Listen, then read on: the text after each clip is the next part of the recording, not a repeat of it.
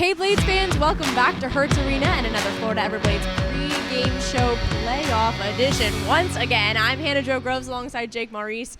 Jake, the Blades are the South Division champions once again. Before we talk about that, though, we got to talk about also that now we are in the Eastern Conference Finals. That starts tonight. How are you feeling about this team as of right now? Well, you're feeling pretty good, right? I mean, only played 9 games of playoff hockey so far, coming into this one with a good bit of rest, right?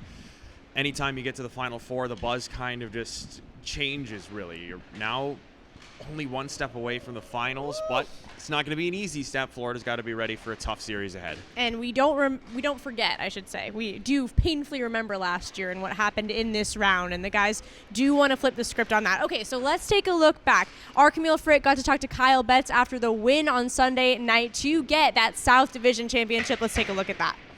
Hey Blades fans, Camille Frick post-game with Kyle Betts. Kyle, we're advancing to the third round, and you scored the second goal to put the Stingrays out of it. How'd that feel? Yeah, it felt good.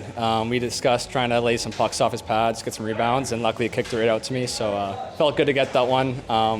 Kudos to them. They played hard the whole way, but feels good to win this series. Scoreless after 2. What was the key to avoiding frustration and getting one in? I'd say just keep going. We had so much confidence in the group, and we were playing so well, I thought, through the first 2 periods. It's a matter of time, and eventually, it took 60 minutes, but we broke them. What can you guys learn this series now that we're heading home?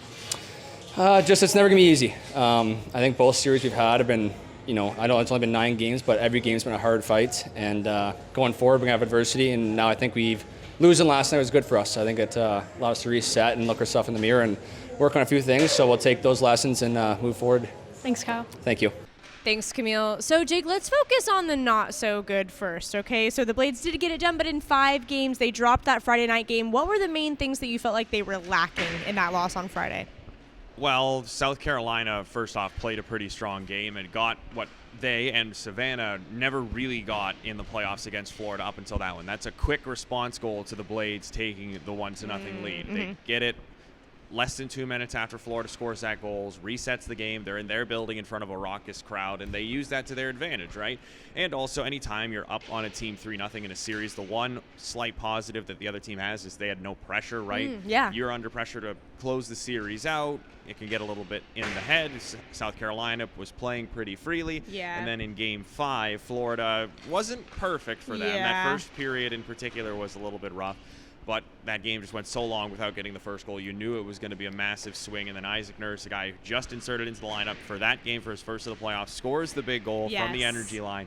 Great to see. And you could tell from Florida's side that goal just really reset them. Yes. And they were good to take away the game from South Carolina. So, tonight, Jake, it is the Eastern Conference Finals, the start of it. And we're up against the Wheeling Nailers from West Virginia. What do we know about them? Well, they're the best team in the North. They were number 1 seed. They handled Reading pretty handily in a 5-game series and then went all the way to 7 against the Maine Mariners.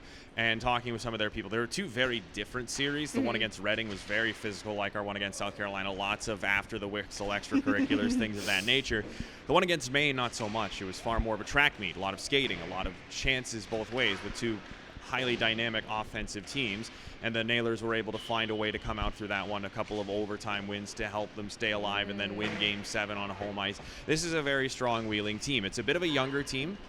Okay. A number of their guys are first, second-year pros, so there's not nearly as much experience on that side as there is on our side, but this is certainly a very good group that the Everblades have got to be ready for.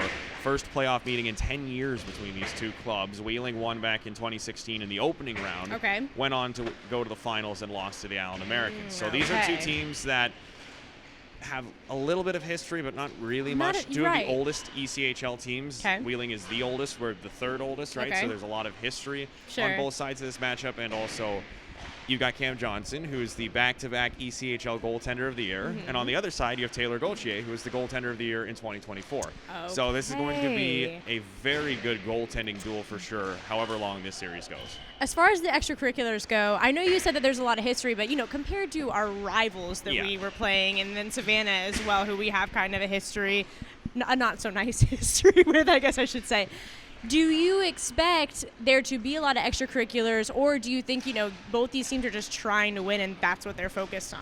I think a big part of it will depend on how these game goes, right? If one of these teams gets up by a lot on the other side, then the other side is going to try and push back, right? Yeah, there is history in the books, but there's not really personal history between the two teams. So, I mean, we haven't seen Wheeling in any factor since 5 years in the COVID seasons. Both these teams look dramatically different from when we saw them back then, right? Wheeling was not anywhere near a cup contender back then. They've really grown up their roster over the last few years, got a lot of talented defensemen, have got some high-end forwards. So I don't think we're going to see a whole lot of it. It's going to come through, of course. It's the emotions of a playoff series. That's there what I'm will thinking. be spats for sure. But both teams are going to be on their guys about being disciplined just in general because, as we've seen in these playoffs, you get into trouble with penalties. You can take yourself completely out of a game. Look at South Carolina against us in Game 2 of that last series. We score 3 power play goals, and that's it. That's why we win. So the Everblades have got to be smart with it. Maybe you skate away from a scrum rather than getting involved and taking a penalty. That was a problem for the Blades in Game 5 too. A couple times they got a power play and they take a penalty on it away from the play, and they kill their own chance, right? So I think both these teams want to be smart, especially tonight. Right now there's no history between these two teams. There's going to be a little bit of a feeling out process at the very beginning, right? Of course, there's been a lot of video done on both sides, but there's a difference between seeing it on a screen and feeling it in person on the ice. So there's going to be a little bit of that. And then who knows, as the series goes along, it's basically going to be, what does it look like, right? For sure. 2-2 tied series? No, these teams aren't going to be going at each other's throats.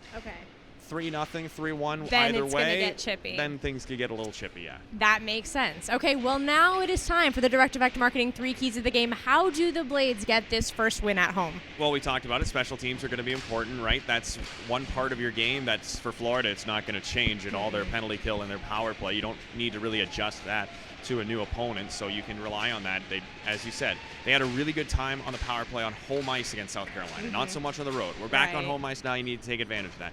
In that same vein, you're on home ice. Both of these teams have not lost a game on home ice so far. We've got home ice advantage. So obviously, if only the home team wins, then it would take some time, but we'd get there, right? That's exactly what happened to Wheeling in the last round. They won the first 2 at home, go on the road, lose 3, and then come back and win 2. So it's super important that Florida handles business on home ice. You don't want to give Wheeling any sort of momentum going back home to West Virginia.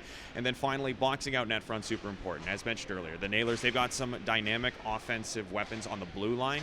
Guys like Brent Johnson, who led all rookies in points from the blue line this year with 55. That's a guy who can put pucks in the back of the net. In Florida, so far, we've given up 13 goals throughout 2 rounds. 6 of them have been scored by defensemen. That's a way that teams are breaking through the Everblades. Shots through traffic where Cam Johnson can't see them. He's a great goaltender, but even he's not going to stop pucks if he doesn't know they're coming his way. So the Blades have put a big emphasis on it in practice. Their defensemen have got to be great tonight, making sure Johnson gets eyes on pucks, because when he does, he keeps them out of the back of the net, and the Blades go on to win games. Those are some good keys, Jake. I am looking forward to seeing that practice play out. Practice makes perfect, and it's going to be a perfect Game 1. I can feel it here at Hertz Arena. So next up, we've got warm-ups, and then it is Game 1 of Round 3. It is the Wheeling Nailers versus your Florida Everblades. We'll see you there.